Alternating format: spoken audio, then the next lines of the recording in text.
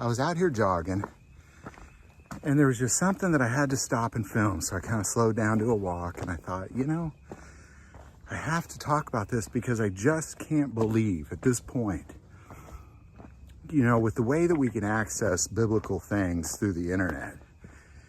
You know, you could Google any sort of biblical topic and find out exactly what verses you need to look for in the Bible. So the fact that there's any human that can read that still believes in a pre-tribulation rapture blows my mind. There is literally nowhere in the Word of God where it talks about a pre-tribulation rapture. As a matter of fact, all over the Word of God, it says that it's at the last trumpet. Jesus Christ himself said in Matthew 24 that immediately after tribulation, he will gather together his elect. Immediately after tribulation. 1 Corinthians tells us that in the twinkling of an eye, at the last trumpet, some of us will escape the sting of death, and we will be taken up and changed at the last trumpet. Ephesians says, at the last trumpet. The only place where the word rapture actually occurs is at the last trumpet, but it even gives you more detail that first the dead will be raised. Now, okay, well, if the dead are raised first, when's that happen? At the last trumpet. Revelation, after Christ returns. Those who were killed during tribulation will be raised from the dead, and it's referred to as the first resurrection. It's the first one.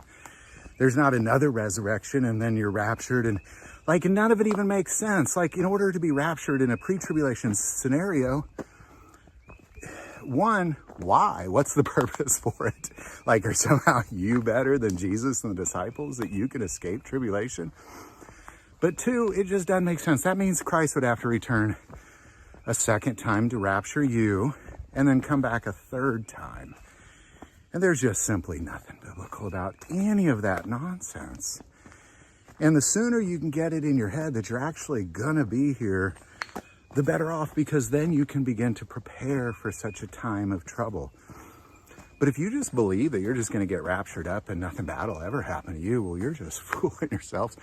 And you'll probably stare at prophecy playing out and you'll totally miss it, because you'll be waiting for some strange event to take place that is just not simply going to take place until the last trumpet. And when I asked you, well, why would you even get raptured in the first place? You probably don't have a reason. It's to escape.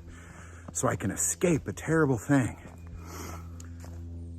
The only reason for the rapture in the Bible, doesn't matter what I think, by the way, this is just simply what the Word of God says, is so this corruptible body can put on incorruption, and this mortal body can put on immortality.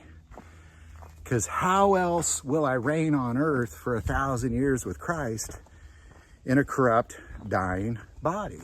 I can't. So I am changed. Just like Paul said, in the twinkling of an eye, I am changed at the last trumpet. But by no means will I precede that first resurrection. So just don't take my word for it. Just look at what the Word of God actually says. Jesus himself, immediately after tribulation, I will gather together my elect. Paul, in the twinkling of an eye, at the last trumpet, you will be changed. At the last trumpet, you will be taken up and then you will be changed. I mean, there's another one. Like, it just, I believe that it is Satan that created this idea of a pre-tribulation rapture. Simply so, you can have a whole population of the strongest Christian country the world has ever seen just be fat and pathetic and sitting around doing nothing, waiting to be escaped, waiting for escapism. So get out, exercise. You're going to be here, unless you die before that. But outside that, you're going to be here. You are definitely not getting raptured up before the tribulation. There's only one rapture and there's only one return of Christ.